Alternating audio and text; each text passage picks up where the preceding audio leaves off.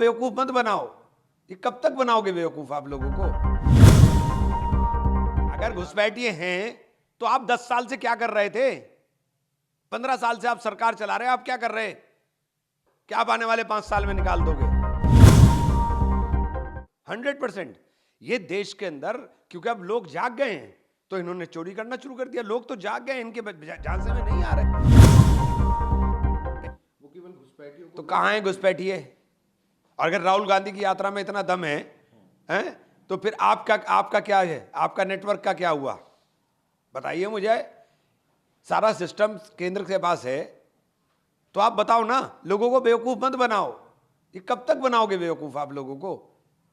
वो तो कह रहे हैं कि हम लोगों के यहाँ सरकार आएगी तो हम लोग जो है तो प्रतिज्ञा अब तक 15 साल से पहले क्यों नहीं निकाल दिया आपने? 15 साल तक क्या आप हाथ पे हाथ रख के बैठे थे? 15 साल से क्यों नहीं निकाल पाए आप? अरे आप ऐसी बातें कर रहे हैं। 10 साल से केंद्र में आप बैठे हो तो आप क्या कर रहे थे भाई?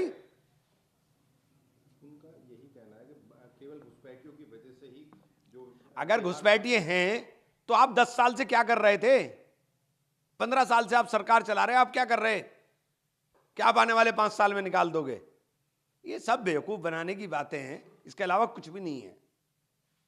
वहीं राहुल गांधी कह रहे हैं कि मैं हार नहीं मानूंगा और नरेंद्र मोदी, अमित शाह और मैं तो सीधा कहता हूं कि चुनाव आयुक्त मिले हुए हैं और वो वोट चोरी कर रहे हैं। हाँ, 100%।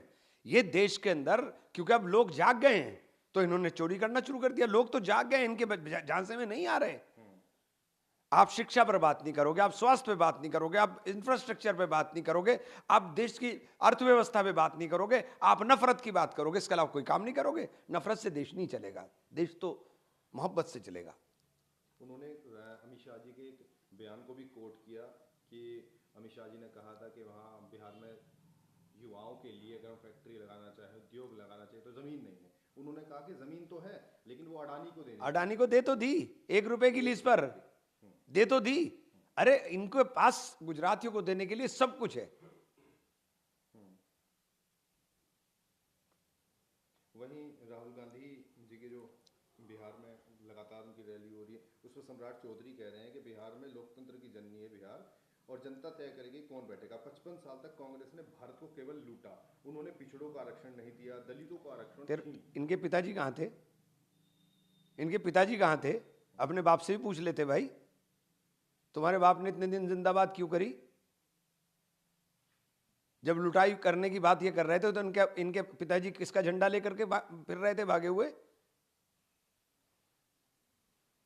वहीं जो है जनशक्ति जनता दल के जो राष्ट्रीय अध्यक्ष छोड़ो उनका, वो कुछ नहीं है, वो कुछ नहीं है।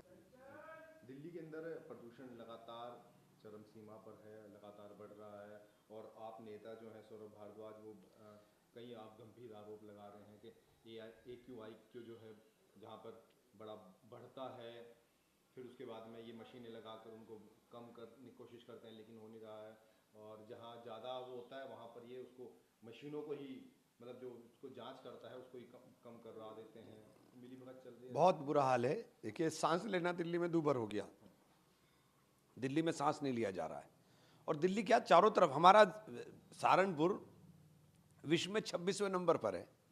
अब इससे ज़्यादा खराब नहीं हो सकता AQI के अंदर, जहाँ पर ऑलमोस्ट 53% से ज़्यादा फॉरेस्टेशन है, वहाँ पर फॉरेस्ट है, वहाँ पर यह हाल है।